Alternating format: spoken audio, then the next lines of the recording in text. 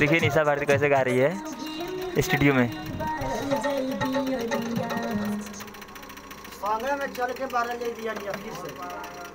ये हमारे मुन्ना भैया हैं, स्टूडियो मालिक, म्यूजिक डायरेक्टर।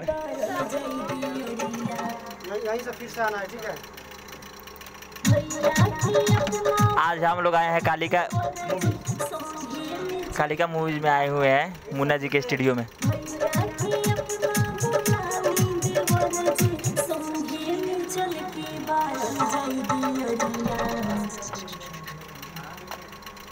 आइए दूसरा अंतरा गाना।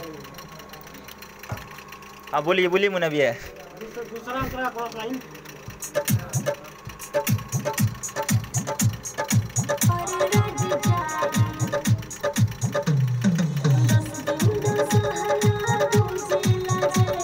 बहुत सारे सिंगर